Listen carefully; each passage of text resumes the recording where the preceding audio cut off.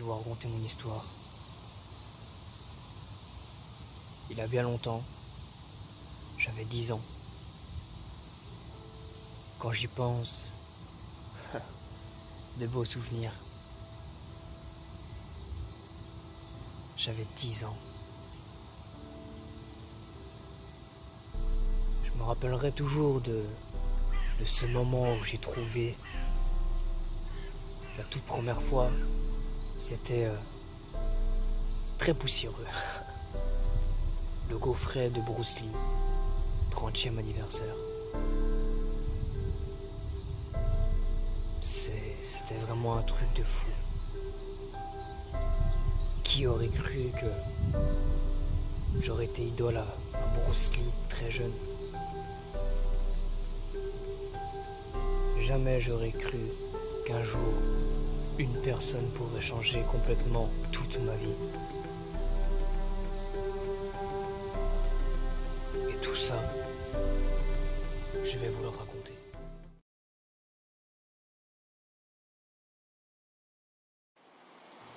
C'était une journée comme toutes les autres.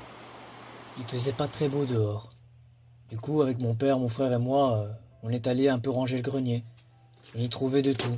Des cartes Pokémon, des gogos, des billes, même de vieux dessins que j'avais dessinés.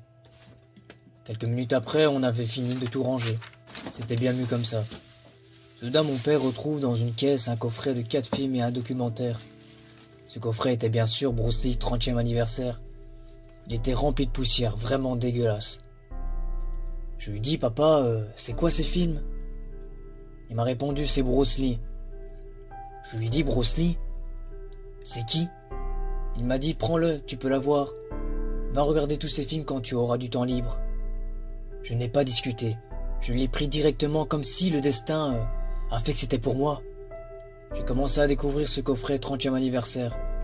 Il y avait Big Boss, La Fureur de Vaincre, La Fureur du Dragon, Le Jeu de la Mort et un documentaire le concernant.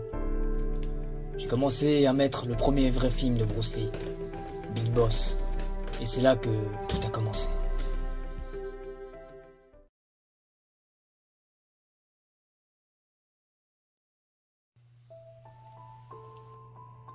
Je me suis mis à regarder Big Boss et à observer Bruce Lee. Quand j'y pense, c'était incroyable.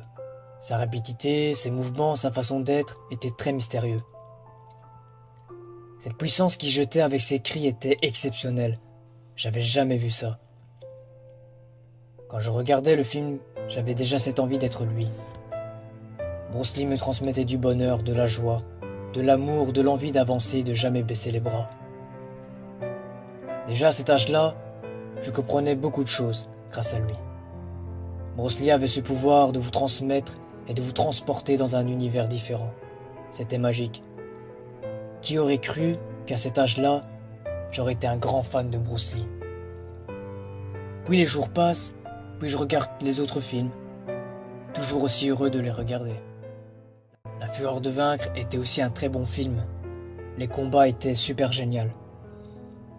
La Fureur du Dragon, il avait Chuck Norris. C'est grâce à ce film que je l'ai connu. Je ne connaissais pas auparavant.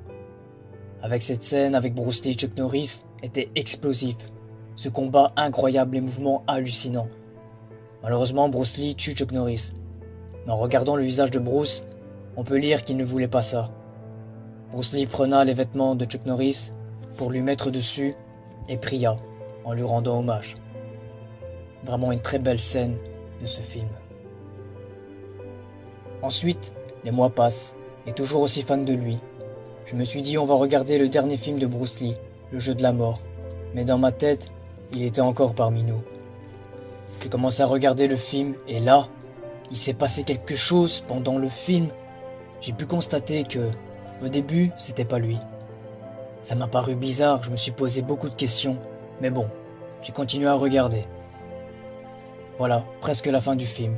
Bruce Lee combatta plusieurs personnes dans différents étages. Au dernier étage, il rencontrera Karim, une légende du NBA, un grand monsieur de 2,18 m. En sachant que Bruce Lee faisait seulement 1,71 m, grande différence de taille.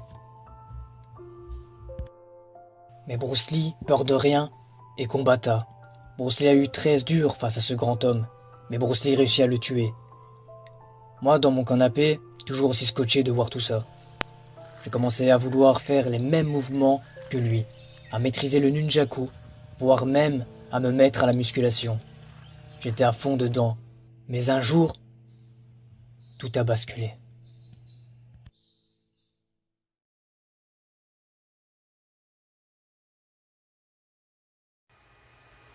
Les années passent, et de plus en plus j'aime Bruce Lee.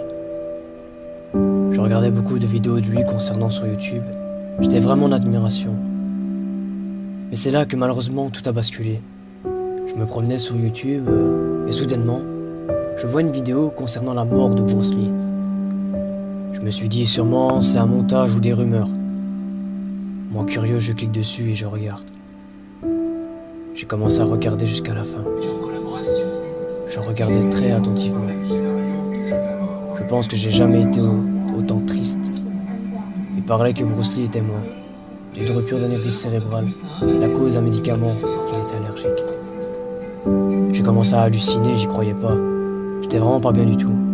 J'étais perdu comme si on m'avait mis un couteau dans le cœur, quoi. Une journée vraiment cachée, une journée remplie de tristesse, moi qui adorais Bruce Lee. Le soleil se couche et il est l'heure d'aller dormir.